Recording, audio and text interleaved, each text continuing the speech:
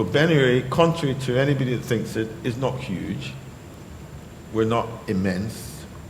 You can't actually say the Met, MoMA, Tate, National Gallery in Ben-Hur. Certainly not physically, and certainly not in human resource terms. But in purpose terms and ambition terms, to actually get our story of the immigrant, the Jewish and immigrant contribution to British visual culture out there, we are thinking of the future. And when we set up this team to lead us into the 2030s and 40s, somebody said, how can you do that? You can't, technology works so fast, you can't tell what's going to happen in a year. And my response to that was, you're absolutely right. We've got no idea what's going to happen in a year. But what we do know is what's not going to happen. And that gives us a great opportunity to actually carve out the future. Because what's not going to happen is we're not going backwards digitally. We're not going backwards technically. I can't tell you, and maybe Adam, and maybe Deborah, and maybe Orit can, what's going to be the situation technically wise in terms of our engagement digitally. But I know that I don't know, but I know that it's not going to be reversed. Just imagine where we were 10 years ago, and then multiply it for the next 10 years. So let me introduce Adam Denning, Deborah Gunberger, Orit Gal, who are going to just give you a flavor of our thinking and their thinking for the future. Adam. Thank you, David. So, David's actually said already that the museum is small and the world is going digital. So what do those things mean? If you're a small museum, you can't actually get people to walk past, particularly as we're not in the middle of London, we're stuck off in the wilds of St. John's Wood, so nobody really walks past. So the number of people going to the museum is approximately the same as the number of people that went past in 5 minutes. So, there's a big difference of scale between the people that we would get and the people that we want. So we know that we have to be digital. But digital is an entirely meaningless thing to say. What does it mean to be digital as a museum? We are digital today. We have a website, and every painting we have is available on that website. But that's very boring, is it? I don't mean that, that our website specifically is boring, by the way. I mean that way of consuming art is just a facsimile of the way one would consume art in a gallery. So we're trying to find out ways of doing it, if you like, better, or more immersive, more involving. And we're trying to do that by trying to understand where technology is going. So what we've done so far is we've looked at a lot of areas of technology that we think will impinge upon the art world. We think, we don't know, because no one knows. So things, buzzwords you will have heard, like the metaverse or artificial intelligence. How do all these things impinge upon the art world, and how can we use them both to spread the message that Ben-Hur has across the world more broadly, but also perhaps to move forward the concept of art anyway? What does art in that world mean? We don't know. So what we're charged with, if you like, is to try to figure out how can we allow people to consume our art in a way that is easier for them than coming to a place that they would not normally naturally attend, and how can we enhance the experience by doing things that you can't do physically. So a good example would be, Sarah just walked us through all that art there. If Sarah wasn't there, you wouldn't have been able to have that story. How would you have known that story? Well, the only real way is, today, is to read what Sarah just said, transcribed onto a website while looking at the pictures. That's a very non-interactive way of dealing with the art. It's a very static, very, frankly, tedious way of consuming the art. We think that there are better ways. Now, obviously, there are some ways that people are trying now, like these immersive experiences with Van Gogh, etc., where people are just surrounded by art. That's probably a good thing. Is that truly digital? No, not really, but then it doesn't necessarily matter. But what we're doing is we're saying there are things that we know about that we can sort of begin to perceive the future for. So if we take artificial intelligence as an example, we know that, first of all, artificial intelligence means almost anything to anybody, so let's try to be a bit more definitive. It means using machines to do some of our thinking for us. And a good example would be, if you go to a website today and you want to chat with people behind the website, which invariably actually means machines behind the website, you can begin to have a conversation with a bot. And this bot typically knows something about the website that it's based on, otherwise it would be fairly useless to you. And that's using, at a very, very basic, really it's using a simple form of machine learning to try to help you through a given set of things that you might want to do. Well, now imagine bots that could take you through an exhibition or through the collection that we have at Ben Uri, or for that matter, any other artistic collection, where it can understand the kinds of things that you react to, so as it sees you liking, or as it perceives you liking a particular thing, can direct you more to that sort of thing versus going down a path that perhaps you wouldn't find so interesting. So we're beginning to look at bots. We actually have 2 in development. They're very early. One called Ben and one called Uri. The idea being that these are characters that you will interact with on our website, and one will be for the, if you like, the consumer of art, the general consumer of art, like me. I know nothing about art, that's why I'm employed by this museum. But it will tell me the simple things like, oh, this is by Frank Arbach, and this is the story behind it, etc., etc. And if you like that one, by the way, then you might also like this. And so that sort of thing, that's what we intend Ben to do. Uri, on the other hand, will be in the BUR, the search unit, will help you if you're academic and want to know a lot more about where this artist came from or the story behind the art. So that's one step that we're taking. It's a very, very baby step. It's not a big jump into technology. It's a simple thing. We know bots already exist. We're trying to find bots that can help the art consumer and the art academic. But there will be something like that. There will be forms of digital art that we cannot perceive today. As technology strives to do new things, people will consume art and create art in different ways. I can't possibly express what that means, I'm afraid, because I don't know. I literally have no clue. But if you can imagine yourself in the next thing we're looking at, the metaverse, which again is one of these buzzwords that can mean all sorts of things to all sorts of people. But if you imagine yourself in that metaverse, then you don't want to go and look at 2D art the same way you would in the real world, because what's the value in that? Except that you can go and see art you can't physically get to.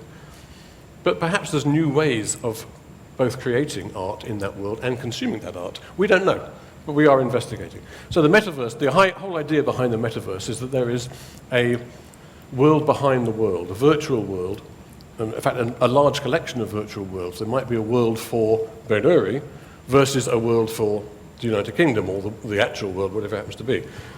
And the notion is that you can put into that metaverse whatever you like. It can be people, it can be things for sale, it can be things, all sorts of things you can imagine. Whether or not it's valuable to people remains to be seen, frankly. We're still very open-minded about this.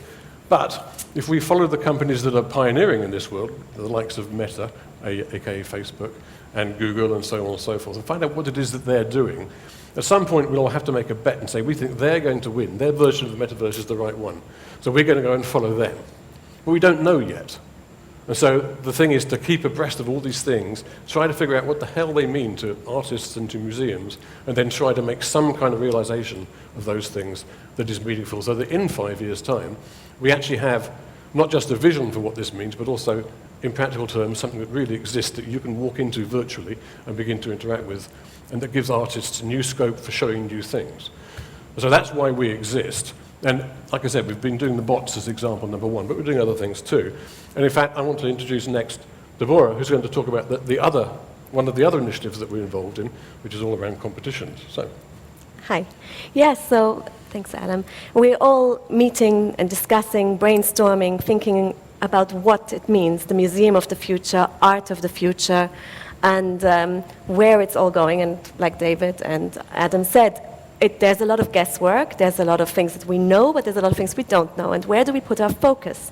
And then we realized that we might not be the most qualified to actually know because we're not on the ground. So it's about the artists, the design technicians, the architects who are developing our future right now, the young artists specifically. And so what we are planning on doing is engaging more with young artists, art students, internationally, and based in London, of course, as well, to figure out how they see the development of art of the future, the museum space in the future, digital versus physical, and how it all comes together. So we would like to launch a series of art competitions, or perhaps even an artathon, which would be something where we bring young artists together or commission them on a very short spurt of creativity, give them an assignment, and see what they come up with. And from that we hope to learn and grow our understanding of where it is going from the people who are on the ground. We've taken one step backward now. What we want to do in the very now, the immediate future, is engage with one art college, university, locally to us, where we can actually talk to the students, have a think tank kind of situation, gauge what they're interested in before we launch the art competition itself, so that we know what the topics are that we should be focusing on. So if anyone here in this audience is a professor, a lecturer, an art student, or an emerging artist, or want to be emerging artist, we'd love to hear from you and talk to you afterwards and see if there's anyone we could collaborate with and talk to about our projects for the future. Great. Thank you, Deborah. So I'm going to move to Orit now to talk about the outside perspective, as Orit doesn't actually work for Ben-Gurion Museum. We unfortunately have very little time, so I'm going to ask you I'll to be do this really quick. really, really quickly. Thank you. So really, I've been looking at this from this whole angle of future cities and what is happening within our cities and our relationship between people and places and how you bring people together. And in that sense, the whole innovative work that Ben-Uri is doing really sits at the core of a few major shifts that are really interesting that are happening right now. So first of all, small is beautiful, and we see this huge resurgence in small places for anything around lifestyle and art and culture. And that is because we have new technologies that allow even small places to find their tribes, to find their communities in a whole new way. And that creates huge opportunities for small places that they haven't had before. The second thing is we expect a smooth transition between the physical and the digital or the virtual. Now, that doesn't mean that we expect the same experience. Rather, we know that the experience will be very different, but the question is, what are the tools that we can integrate to take people through this hybrid world where we can constantly move between the digital and the physical? And the last thing is the whole distribution aspect. So while we have our ability to enjoy art physically, and we will be creating wonderful experiences that are digital, the question is, how do we get back to the physical as well? So for a small place like Ben-Uri, actually, you have this amazing opportunity to coordinate physical pop-ups, physical experiences in multiple locations using those same systems of tools. So I think that in that sense, there's a huge opportunity here for great creative future experiences. Thank you. So you've got a summary of Ben-Gurion yesterday, today, and tomorrow.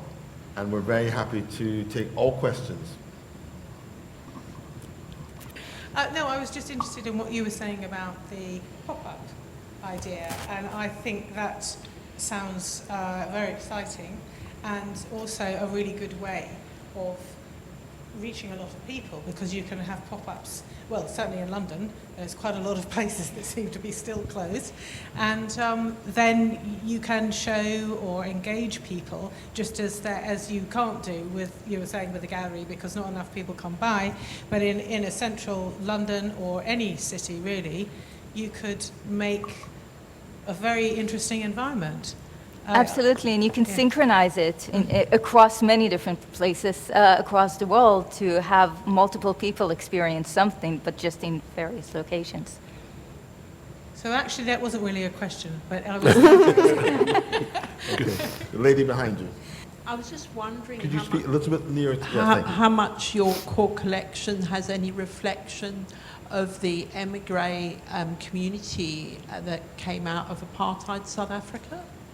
Is there much in the collection in that space? At the moment, there's probably only 2 artists who came out of South Africa. So the one of those is Edward Wolfe, who was associated with the Bloomsbury Group, and Lippy Lipschitz. Lippy Lipschitz. oh yes, yes, in fact 3: Lippy Lipschitz, the sculptor, and the other name is escaping to me, Krut, Ansel Krut. But the way that the collection came together is partly planned and partly serendipitous, I guess, with all collections. It is something that we, particularly with the work of the Ben-Gurion Research Unit, what we're starting to do there is to map these many different diasporas, if you like, and often where there are things, areas of conflict or particular reasons why people leave, to sort of bring all those together, and that will enable us to group and to look at gaps in the representation that we have. So we don't have, for example, the wonderful William Kentridge, although we would love to, of course, but at the moment we really just touch on aspects of that experience. But in the Benary Research Unit, because that reflects the whole experience, and I should add to what David said there, it's not just artists, it's also art historians, critics, curators, dealers, gallerists, patrons, art restorers, the whole artistic picture. So that enables us to represent and tell those stories, so there will be more South African artists represented there than we actually have physically in the collection. It's of interest to me Yes. that I get a feeling that the whole apartheid era is somehow getting lost in its visibility and its cruelty. And I mean, the William Kentridge exhibition obviously has highlighted some of that. But I know, you know, with the anti-apartheid movement that was in Britain right through, there must be more that could be brought together in that space. I'm sure you're because I think to lose that visibility of the role Britain played in that fight for South African. If after the meeting, I'll check how many actual individuals there are from South Africa, yes, within our research unit, either because we've 600 odd published, but another 900 odd under research. So we'll share that with That's you. got just an interest of mine. Sure, The very lady good behind point. you. I found this very, very enlightening and extremely important as a summary of what your history and your contemporary agenda consists of. And I'm hoping that you can put this on your website as a video, if that's viable from your point of view. Because in recent years, I think most of us, just comes to mind if you look at what's on at the National Gallery. Just put it a little bit closer. You actually get an in-depth exposition of what is worth viewing in that current exhibition or the upcoming exhibitions. It's now gone much more widely across the major, you know, could look at MoMA in New York, the gallery in New York, the Neue Gallery, all sorts of access now. It seems to me what you've exposed today, expressed and summarized brilliantly, should be online. I do hope that's going to be possible. We couldn't get Steven Spielberg, but we got better. We got Martin Baltimore and his son, and they're filming it, and it will be online. Thank you very much. Okay. Thank you. So thank you so much indeed, everybody, and enjoy the best London Art Fair, I think, in history. Thank you so much. Thank you. Thank you.